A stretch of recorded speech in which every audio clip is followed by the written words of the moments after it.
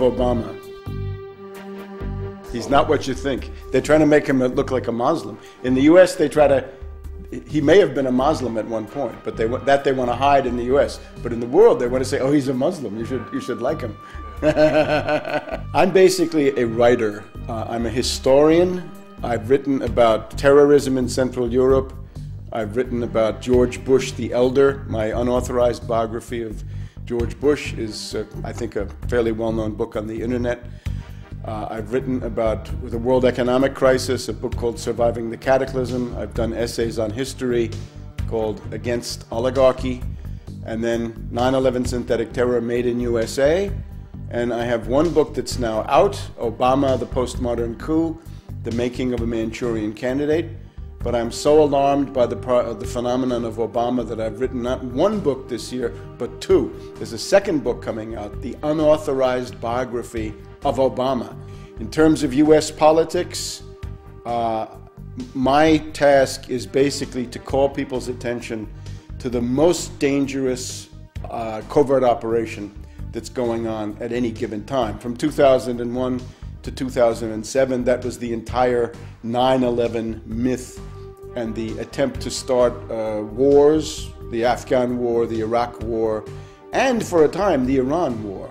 Up until about the middle, say about July, August of 2007, that was a very real danger, so I focused on that. Now, that danger is changing. It has radically shifted.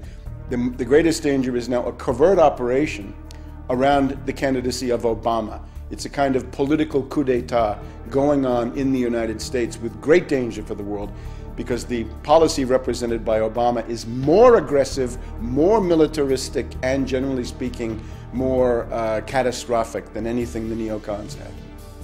There's nothing good to say about McCain, just much worse things to say about Obama. Obama is a world tragedy in the making. This is a catastrophic situation if Obama becomes president. He is a puppet of the Trilateral Commission, and in particular of Zbigniew Brzezinski. And this is a clique of bankers. They ran the Carter administration. Many people today don't remember how disastrous the Carter administration was, but it was a very, very terrible time, economically as well as strategically. And now this same group has groomed another puppet, this time with more preparation, more indoctrination. So this is the moment where this clique of bankers decides to bring in a new face. And this time, not a right-winger, not a neocon, but a left-wing demagogue who promises hope and change, but actually represents policies that are qualitatively worse, qualitatively more destructive, and he can deliver Europe as pawns, as puppets, as expendable assets. Because the project of the next administration in the US, if it's Obama, is going to be not so much wars in the Middle East, but wars on a greater scale. Because Brzezinski says the center of power in the world is not Iran, it's Moscow and Beijing. And therefore, Brzezinski is determined to smash, essentially, Russia and China in the next period ahead in order to let the US-British world domination go on for another 100 years. Now that's the project. That's more ambitious than any neocon, and it's more adventurous, and it's more dangerous. So people in Europe had better wake up that silly romantic illusion they have about Obama is going to be suicidal for them if they don't understand this. There are right-wingers who don't know how to attack Obama. I would attack Obama in the way that I've just said. He is a puppet of finance capital of the worst possible circles, of David Rockefeller, George Soros, and this group. And their project is extreme austerity, savage reductions in the standard of living, and the basically immiseration and impoverishment of the United States. In terms of foreign policy, it is this plan to have a global showdown with Russia and China. So for that, they need left cover. Now, the right-wingers don't know how to attack this. So they basically try to argue either that Obama is a communist, which I think is not accurate because he's a servant of finance capital. How could he be a communist? Or that he's a Muslim because his middle name is Hussein. he lived in Indonesia for a while, and he may indeed have considered himself a Muslim at some point in his life. I would, however, notice the two fathers that he had. He had a father, first of all, from Kenya, his biological father, who abandoned him, a guy called Barack Hussein Obama Sr., and then an Indonesian, a guy called Lolo Sotero. Both of them, it seems to me, were more devoted to Johnny Walker Black Label Scotch whiskey than they ever were to Islam. So I don't think the Muslim connection really makes any sense. But I would add one thing. If you want to become president of the United States, you're asking to get your finger on the thermonuclear button. There's a button that launches intercontinental ballistic missiles with H-bombs on them. From that point on, we, the public, want to know everything about Obama, everything. If he was a Muslim at some point, great, let's find out. And then everybody knows it. I think that's fine, but other people may not agree. The main thing, though, is that we've got to know everything about him. We've got to know, did he sign up for for selective service? Is he HIV positive? Does he have a criminal record? Is he bisexual? Does he smoke crack cocaine? These are all charges that have been made about him. The guy is a puppet of the worst circles of imperialism.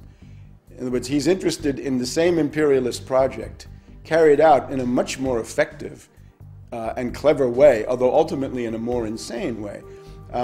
Let's just take the case of Iran. The neocon looks at Iran and says, somebody like McCain, right? He says, we want to bomb Iran. Brzezinski says, you're crazy. You can't do that. You're too weak. You're too bankrupt. You're too isolated. You're too hated. You know what you do with Iran, says Brzezinski? He says, I don't want Iran at war with the United States. I want Iran at war with Russia. Let's turn Iran into a tool, into a puppet, and play Iran against Russia. And Brzezinski said, I show you how to do that. I played Afghanistan against the Soviets, and I destroyed the Soviets. So if we look at Syria, the neocon looks at Syria and says, let's attack Syria. Brzezinski says, you're crazy, don't do that. Make a deal with Syria. There's a very important Russian naval base in a place called Tartus on the Mediterranean. And Brzezinski has just been in Iran. He went for the Rand Corporation a couple of months ago.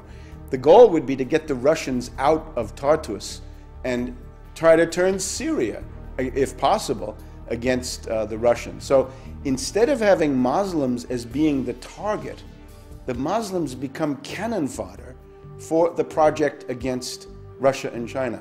Let's take Chinese Turkestan. Right? There's a Muslim minority there, the Uyghurs. Right? What's Brzezinski's plan for them? It's to have them fight and die in some kind of an insurrection. He's got an insurrection going in Tibet. The idea right now is forget about the target list that you've known. The target list is getting bigger. Let me add a couple of others to the target list. Let's take Sudan, Arab country, Arab League. Why is Sudan being targeted? What's the story with Darfur? Why are they doing that? Are they really concerned about a humanitarian emergency? No. They're concerned because 7% of the oil for China comes from Sudan. They're looking desperately for a pretext to go into Sudan, overthrow General Bashir, and cut off that oil going to Sudan. Now let's take the really big one. Up until now, everybody's been focused on Iran. And will the US attack Iran? Will the Israelis attack Iran? I say no, they won't. The US and the British will not. I can't exclude some Israeli crazy. That's possible. But I don't even believe in